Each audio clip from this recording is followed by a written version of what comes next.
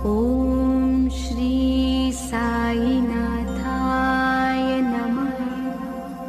ओम श्री साईनाथाय नमः।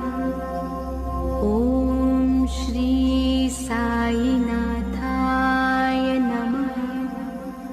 ओम श्री साईनाथाय नमः। ओम श्री साईनाथाय नमः। ओम श्री साईनाथाय नमः। ओम श्री साई।